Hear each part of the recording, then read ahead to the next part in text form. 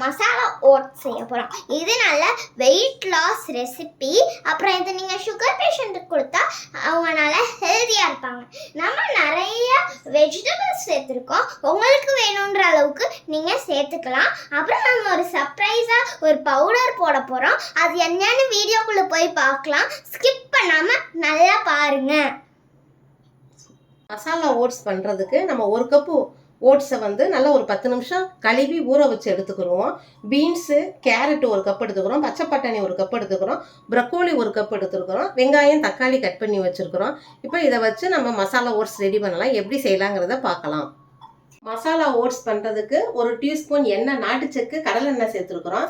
எண்ணெய் நல்லா காயவும் இப்போ ஜீரகம் ஒரு 1/2 ஸ்பூன் சேர்த்து நல்லா ஜீரகத்தை வெடிக்க விட்டுருக்கோம்.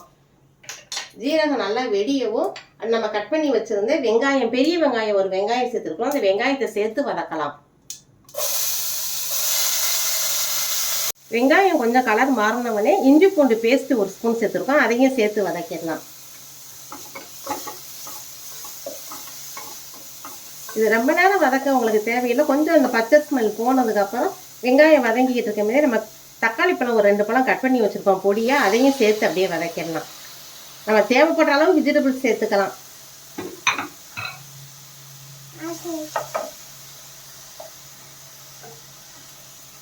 தக்காளி வதங்கிருச்சு. இப்போ நம்ம பச்சை பட்டாணியும் சேர்த்து வதக்கலாம். வெஜிடபிள்ஸ் எல்லாம் சேர்த்துக்கலாம். பீன்ஸு, கேரட்டு, ப்ரோக்கோலி எல்லாத்தையும் சேர்த்து நல்லா வதக்கிக்கோங்க. இந்த காய்கறிலாம் வதக்கமேதே இந்த மசாலா ஓட்ஸுக்கு தேவையான அளவு மிளகா பொடி சேர்த்துக்கிறோம். நம்ம வீட்டில் அரைச்ச குழம்பு மிளகா பொடி தான் ஒரு 1/2 ஸ்பூன் சேர்த்துக்கிடுவோம். உங்களுக்கு காரத்துக்கு தேவையான அளவு நீங்கள் சேர்த்துக்கங்க. மஞ்சள்தூள் ஒரு 1/2 ஸ்பூன் சேர்த்துக்கிடுவோம். இதுக்கு தேவையான அளவு உப்புமே நம்ம சேர்த்துடலாம்.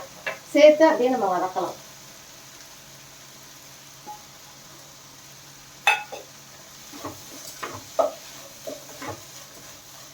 வதக்கின வெஜிடபிள்ஸ் எல்லாமே நல்லா வெந்துருச்சு.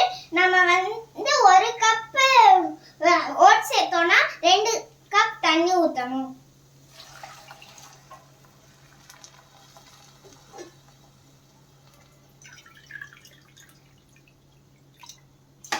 நம்ம கொதிக்க வச்சிருந்த தண்ணி நல்லா கொதிக்குது. நம்ம சர்ப்ரைஸ்னு சொன்னா மேகி மசாலாவை கொஞ்சம் ஆட் பண்ணிக்கலாம். அப்புறம் நம்ம காய வச்சிருந்த ஓட்ஸ் ஆட் பண்ணிக்கலாம். அடுத்து நாம கேரட் கீரை எடுத்துருக்கோம். உங்களுக்கு விருப்பப்பட்ட கீரையை நீங்க எடுத்துக்கோங்க.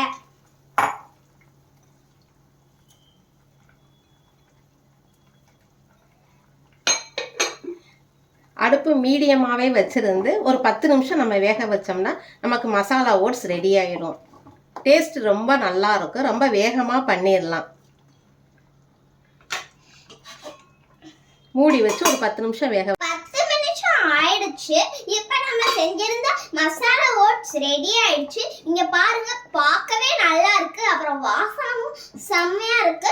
அடுப்பை ஆஃப் பண்ணிடுங்க. இந்த மாதிரி நீங்க தண்ணியா வச்சுக்கிட்டீங்கன்னா டேஸ்ட் ரொம்ப நல்லா இருக்கும். உங்களுக்கு இந்த வீடியோ பிடிச்சிருந்துச்சுன்னா சஸ்கா கிச்சனுக்கு லைக் பண்ணுங்க, ஷேர் பண்ணுங்க, சப்ஸ்கிரைப் பண்ணுங்க, பெல் பட்டனை கிளிக் பண்ணிடுங்க. தேங்க்யூ.